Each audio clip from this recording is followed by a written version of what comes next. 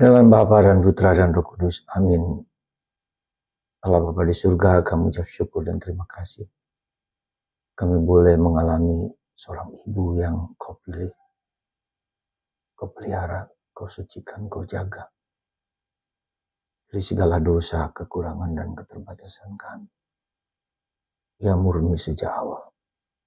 Tetapi dia tidak dibebaskan dari belenggu kejahatan, dosa, dan dia harus hadapi sebagaimana manusia biasa.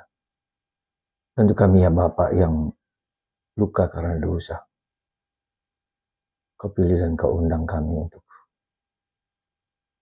menjadi seperti Bunda Maria dengan rahmat Roh Kudus yang kau curahkan kepadanya dan kepada kami juga. Terpujilah namamu kini dan sepanjang segala masa. Amin.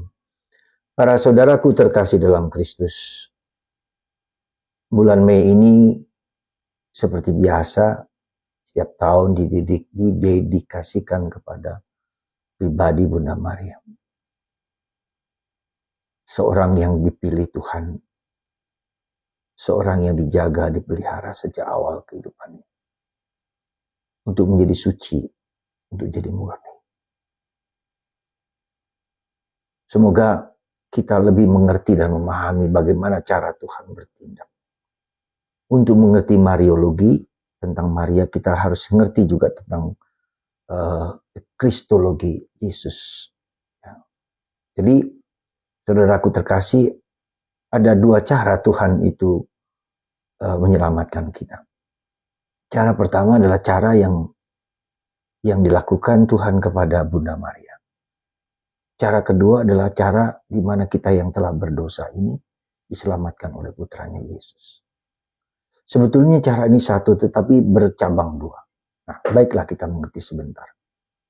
Jadi pertama-tama Tuhan itu mau menyelamatkan manusia dengan mengutus putranya Yesus yang adalah dari Tritunggal Maha Kudus Bapa menciptakan, mengirim putranya Yesus Kristus. Yesus Kristus bertindak dan menyelamatkan manusia, lalu memberikan kepada kita yang melanjutkan karya tugas Yesus adalah Roh Kudus. Ketiga pribadi ini selalu dalam kesatuan. Ya, coba kita mengerti dengan baik tentang Tritunggal. Ketika Bapa menciptakan manusia dan seluruh alam semesta, itu bersama Putra dan Roh Kudus. Ketika Yesus bertindak dan menyelamatkan dan menyatakan kehendak Bapa kepada kita dalam kesatuan dengan Bapa dan kesatuan Roh Kudus. Ketika Yesus dibangkitkan, menderita wafat dan dibangkitkan, mengutus Roh Kudus untuk menjalankan apa yang menjadi kehendaknya. Ya, itu adalah dalam kesatuan dengan Bapa dan Putra. Jadi ini cara Tuhan menciptakan. Nah, ketika Tuhan mau mengirim putranya Yesus yang suci, yang kudus, yang murni, yang mulia dan segala macam, dia harus mempersiapkan jauh-jauh hari, menjaga, memelihara Bunda Maria untuk tetap suci murni sejak dalam kandungan. Mempersiapkan itu. Dipersiapkan bahkan dalam rahim ibunya Anna dan Yoakim. Disitulah Tuhan menjaga, memelihara. Ya. Menjaga dan memelihara, memulai menjaga dan memelihara dalam rahim ibunya Anna supaya tetap suci, bersih dan murni. Dan ketika dia dilahirkan pun dia tetap bersih, suci dan murni. Maka ketika dia ada pada waktunya Tuhan itu mengirim putranya Yesus dalam diri Bunda Maria yang suci dan murni. Bahkan lebih daripada itu, ketika Bunda Maria melahirkan anaknya Yesus, dia tetap suci dan murni sebelum, sementara dan sesudah dia tetap suci dan murni. Inilah karya agung Tuhan yang luar biasa dalam diri Maria. Ya. Jadi itu cara kita mengerti gereja Katolik, cara gereja Katolik mengertinya, memahaminya bahwa Bunda Maria murni sejak awal sampai akhirnya. Ya, ini harus kita mengerti cara Tuhan bekerja, mempersiapkan karena begitu agungnya Sang Sabda ini menjadi manusia harus dalam wadah yang murni dan suci. Ya. Mengapa Tuhan bisa melakukan itu? Bisa karena dia Maha Kuasa. Dia melakukan itu untuk demi supaya kemurnian itu tidak ternoda oleh dosa manusia pertama, dosa asal. Ya. Begitulah cara orang Katolik mengerti, memahami, menjunjung tinggi karya Tuhan yang besar itu, ya, supaya Maria dijaga, dipelihara, tetap murni dan suci dan kudus dan ya, sampai kemudian. Ya, jadi saudaraku terkasih dalam Kristus, kenapa gereja Katolik memahami demikian? Apa pentingnya kemurnian? Nah, itulah. Jadi kemurnian itu adalah kehendak Tuhan. Kita melakukan segala sesuatu, kehendak Tuhan itu kehendak yang terbaik. Ya, terpuji, termulia. Jadi itulah yang